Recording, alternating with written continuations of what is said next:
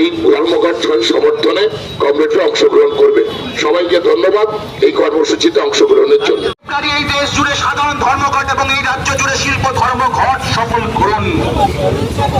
এই সমস্ত কি বলবো, মানে কি আপনারা তো দেখলেন যে 4টি সর্বনাশা শ্রমকর যেটা বিজেপি পরিচালিত কেন্দ্রীয় সরকার লাগু করেছে তা প্রত্যাহারের দাবিতে এবং কৃষকদের ফসলের ন্যায্য মূল্যের দাবিতে, কৃষি বিল বিদ্যুৎ বিল বাতিলের দাবিতে এবং 100 দিনের যে কাজের টাকা অন্যায়ভাবে বিজেপি সরকার আটকে রেখে দিয়েছে কেন্দ্রীয় সরকার তৃণমূলের দুর্নীতি ঠেকানোর নাম করে, যাতে করে সাধারণ মানুষ বঞ্চিত হচ্ছে, কৃষকরা গরিব মানুষ গ্রামে সেই 100 দিনের বকেয়া টাকা অবিলম্বে দিতে হবে এবং 100 দিনের বদলে বছরে 200 দিনের কাজ চালুর দাবিতেই হচ্ছে যে আমাদের সর্বভারতীয় ধর্মঘট হচ্ছে 12ই ফেব্রুয়ারি। সমস্ত ট্রেড ইউনিয়ন কৃষক সংগঠনগুলি সবাই মিলিতভাবে, কিন্তু আমাদের রাজ্যে যেহেতু মাধ্যমিক পরীক্ষা সেই জন্যই সেইটাকে আমরা সর্বভারতীয় ধর্মঘটের পরিবর্তে সারা ভারতে যা হবে সে তার সমর্থন আমরা শিল্প ধর্মঘট এখানে হচ্ছে যে করছেন সমস্ত ট্রেড ইউনিয়নগুলোর পক্ষ। আর দেখা যায় পরিবহনে ছাড় থাকবে, মানে পরীক্ষার্থীরা বাসে ট্রেনে অটোতে তারা যাতে পরীক্ষা কেন্দ্রে নির্বিঘ্নে পৌঁছাতে পারে সেই জন্য গণপরিবহনে আমরা ছাড় দিয়ে শিল্প ধর্মঘট আমরা দেখেছি।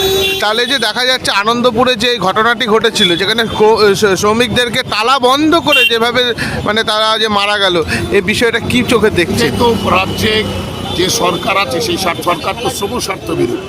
আপনারা দেখছেন না যে এই সরকারের আমলে যে কোনো শ্রমিকের মৃত্যু ঘটে টাকা দিয়ে তারা হচ্ছে জীবনকে বিক্রি করবার মানে টেন্ডার দিয়েছে তাকে, ফলে এটা হবে মোদী সরকারের এই যে জনবিরোধী শ্রম কোড। আমাদের রাজ্যের মুখ্যমন্ত্রী একটা কথা বলছেন, তৃণমূল একটাও রাস্তায় নেমেছেন বলছেন, কারণ দিদি মোদি সেটিং আছে, যাহা 56 তাহাই হচ্ছে 59। আমরা প্রথম দিন থেকেই তাই বলেছি, ফলে যা হওয়ার হচ্ছে।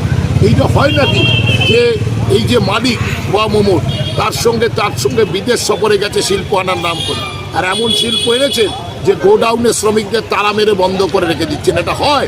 শ্রমিকরা ভেতরে শুয়ে আছে, বাইরে তালা মেরে রেখে দিয়েছে। কোন মধ্যযুগীয় বর্বরতা? আমাদের রাজ্যেই সম্ভব।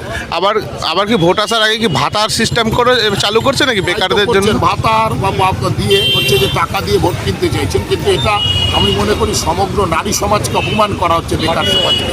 কারণ পয়সা দিলেই যে সবাই ভোট দেবেন তা তো না, এটা তো সরকারি টাকা, এগুলো কারোর পারিবারিক সম্পত্তি বা ব্যক্তিগত টাকা কেউ দিচ্ছেন।